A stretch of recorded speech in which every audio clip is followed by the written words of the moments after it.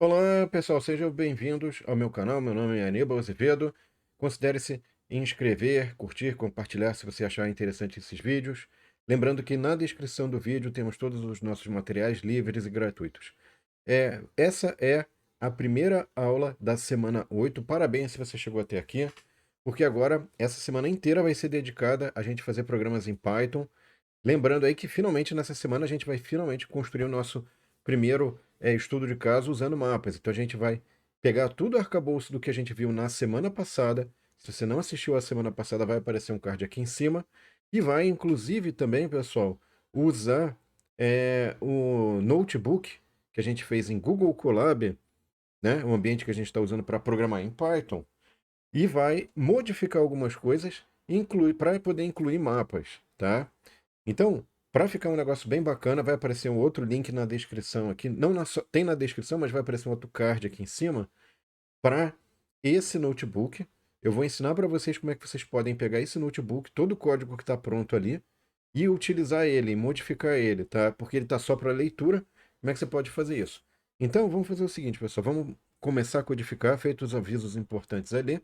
Então, esse aqui é um notebook que está na descrição do vídeo, tá? E aí o que acontece? Ele está só para leitura. Como é que eu faço para, eventualmente, aproveitar ele, conseguir editar ele, né? E você também pode fazer aí, certo? Então tenta fazer junto. Lembrando que na descrição do vídeo tem o link para ele, né? Eu acho que já apareceu um card também em algum momento do vídeo aqui. Ah, ok. Então vamos lá, ó. Então o que que eu fiz aqui? Eu fui no arquivo e fiz salvar uma cópia no meu Drive. Se você fizer isso, vai salvar uma cópia no seu Google Drive.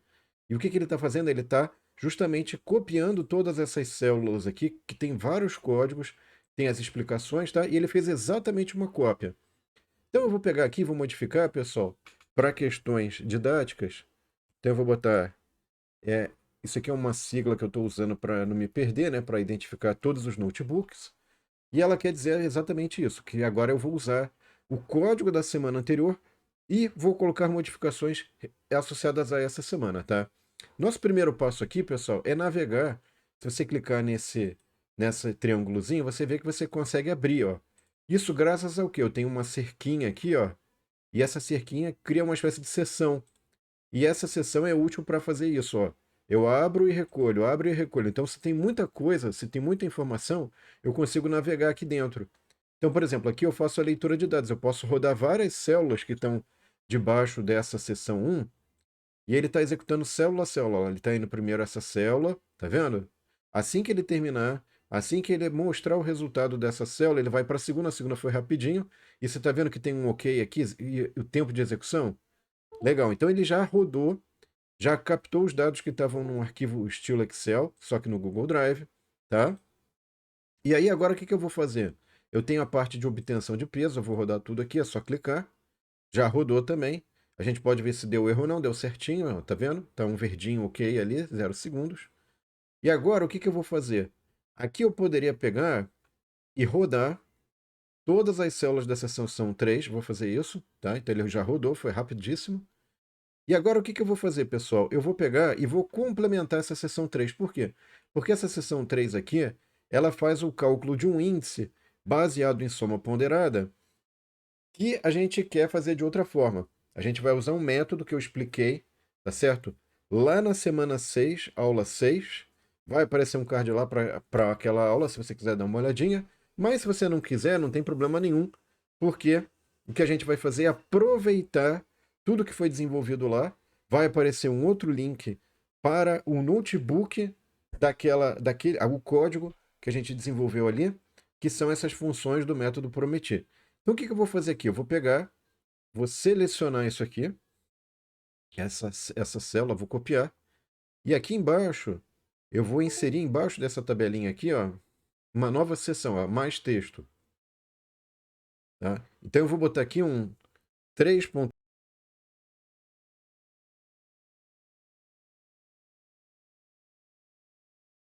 E vou copiar o código associado a essa subseção, tá certo?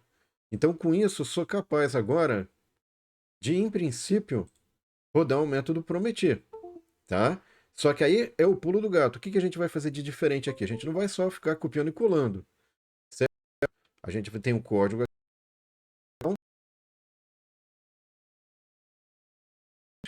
que eu vou usar para rodar o meu método Prometi, tá? E esse método Prometi eu tenho que rodar para os dados que eu tenho. Então vamos ver quais são os dados que eu tenho, tá vendo? Eu tenho essa tabela de dados aqui, e o que eu queria chamar a atenção de vocês é o seguinte, ó. O que você tem que tomar cuidado aqui? Primeiro, essa tabela que está fornecida aqui, ela está rodando para esse conjunto de dados, e esse conjunto de dados está com municípios, né? Tem aqui os municípios. Isso aqui eu não uso como informação, tá? Eu tenho aqui densidade empresarial, tem tudo isso aqui que eu vou usar, né? Agora, o que você tem que tomar cuidado adicional? Ó, esse SDEL, essa soma ponderada, não são colunas que eu devo considerar no cálculo do Prometi, tá? Essas outras colunas aqui são as subdimensões para calcular o índice de inovação, certo? Então, eu precisaria dessas informações, eu preciso dessas informações para rodar o Prometi, tá? Legal. E aí, o que acontece então, pessoal? Então, cuidados que você tem que tomar. Você não pode considerar soma ponderada, não pode considerar ISDEL e nem municípios, tá? Então, na hora de passar para o Prometi, vamos lá ver como é que é o método Prometi, ó, a função, que é essa aqui final, ó. São uma série de funções auxiliares, e eu tenho essa função Prometi 2, tá? Eu já fiz ali na aula 6 da semana 6, mas eu vou explicando aqui, não precisa ir lá, quais são, digamos assim, os parâmetros dessa função.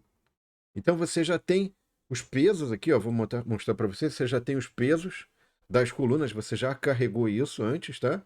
Então aqui é uma lista de valores, né? Enfim. Depois eu preciso do quê? Dos objetivos. Então eu vou fazer o seguinte, objetivos nada mais é do que uma lista de valores true ou false, é todo mundo false. Por quê false?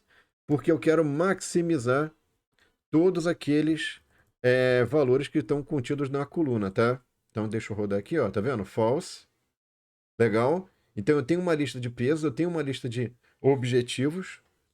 E agora, então, eu preciso especificar para o Prometi, pessoal, eu vou criar um rank value, que o resultado desse rank value vai ser extraído a partir do método Prometi 2 pesos, tá? Aí eu venho aqui, vou botar df lock. Ok, aí eu vou fazer o seguinte, eu vou especificar nomes de colunas. Então não importa as linhas, eu pego todas as linhas, mas eu faço uma seleção das colunas, tá? Então como é que eu faço essa seleção de colunas? Eu faço df columns. Então tem que ser diferente, exclamação igual. E aí eu tenho que botar exatamente o mesmo nome que está ali, isdel. Então, por exemplo, eu não vou considerar isdel, tá? No meu cálculo aqui, ó. Esse cara daqui, ó, né? Esse cara daqui, ó, na hora de pegar essa, eu vou mostrar depois ali, pessoal. Vou fazer o seguinte, eu vou fazer um negócio que fica mais didático, senão vai ficar uma bagunça isso aqui, ninguém vai entender nada, nem eu. Então, deixa eu tirar aqui, ó, ficou mais bonitinho assim, ó. Então, o que é isso aqui, ó, pessoal? Eu vou botar isso aqui, df select, tá? Então, isso aqui é uma seleção. Vamos fazer uma seleção e vou imprimir aqui. Deixa isso aqui comentado, depois a gente põe ali para rodar, tá? Então vamos lá, o que é isso aqui? Eu vou selecionar uma parte da tabela. Eu estou fazendo uma seção ali, ou seccionando uma parte da tabela. Então eu quero que não pegue a coluna isdel, né? Qual a outra coluna? Então vamos ver a outra coluna que a gente não quer que pegue, né? Para não entrar no cálculo ali, senão vai calcular errado, tá, pessoal? Municípios, inclusive com acento, tem que ser igualzinho, pessoal. E soma ponderada, tá? Deixa eu ver só se... ok. Então aqui no lugar de isdel, vou botar soma ponderada. Eu vou botar municípios agora, né? Botei municípios. E agora eu vou completar aqui, ó. Soma ponderada, tá? Aí eu tenho que botar exatamente o mesmo nome. Cuidado com isso, tá, pessoal? Eu sei que essa parte é meio chatinha, mas lembrando que na descrição do vídeo vai ter também um link para o código alterado já. Mas você tem que entender o que eu fiz, né? Não adianta, enfim, pegar o código aí, agora deu errado, agora não sei o que está acontecendo. Enfim, então, ó, vamos dar uma olhada para ver se a gente conseguiu fazer essa seleção, se a gente conseguiu pegar a tabela apenas com os valores que a gente quer usar para calcular o índice de ranqueamento. Ah, então beleza, olha lá. Então eu fiz uma seleção, ó, tá vendo? Só tem as colunas relativas às subdimensões agora, pessoal, nessa seleção. Garantimos isso? Tá garantido? Tá certo? Maravilha. Então agora o que a gente vai fazer? Temos todos os parâmetros necessários para rodar o nosso comando Prometi aqui, o nosso método Prometi. Então, quais são os argumentos do Prometi? Primeiro, você passa a tabela, né, com os dados, df select, maravilha.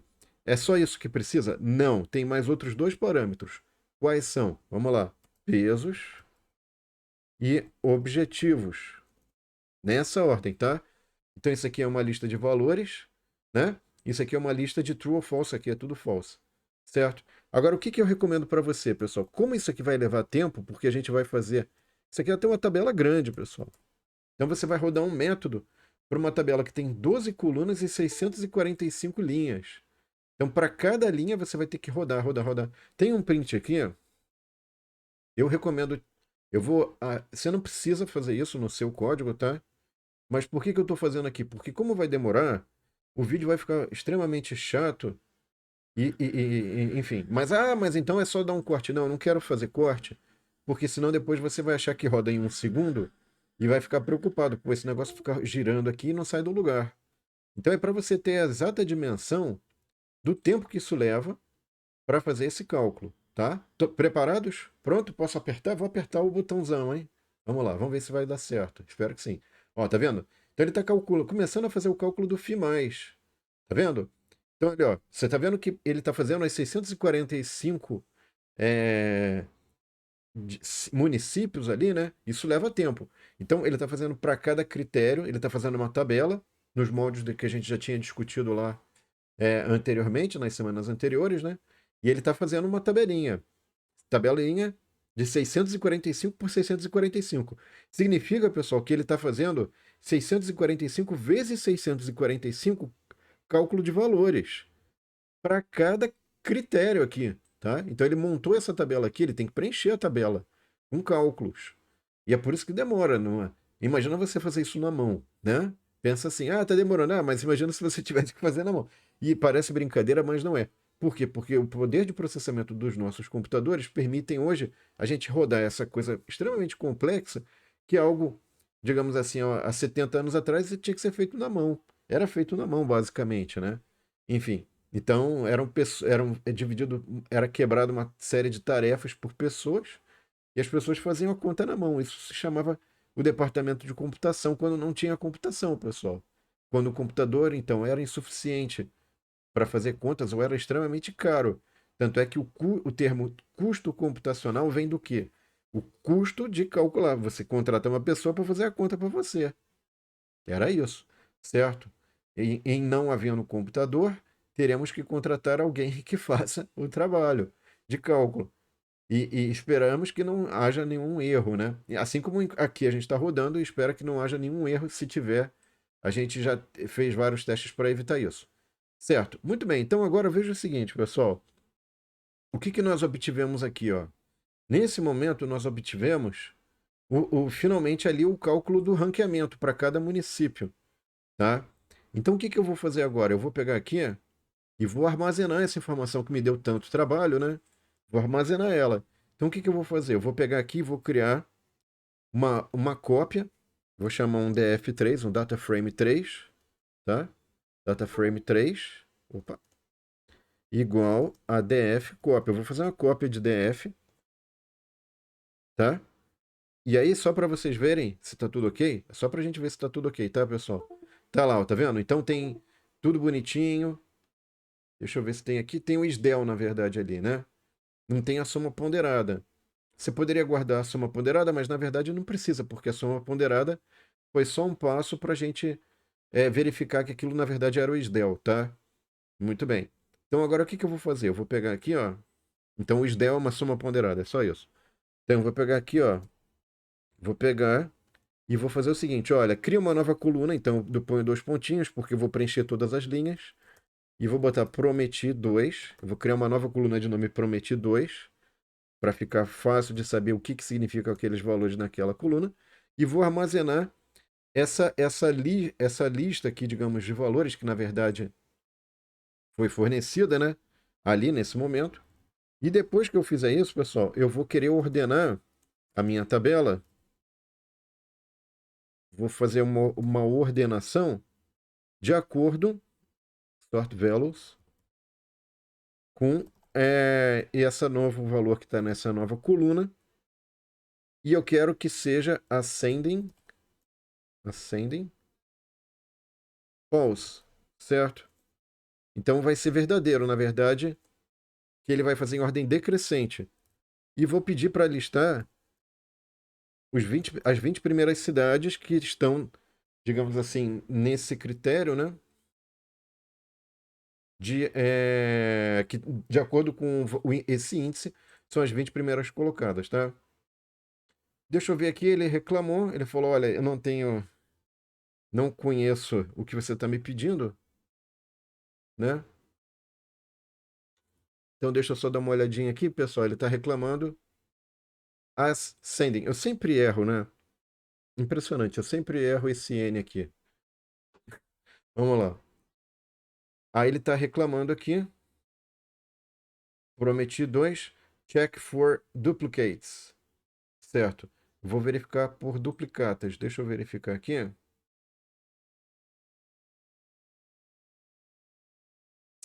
Ah, isso pode ter dado algum problema, né? Deixa eu tentar fazer o seguinte. Deixa eu fazer o seguinte aqui. Vou dar uma olhada para ver se tinha já o valor do prometi 3 ali, 2 aliás, né? No DF3. Eu acho que não tinha. Não, tá tudo certinho aqui, ó. Beleza. Cópia.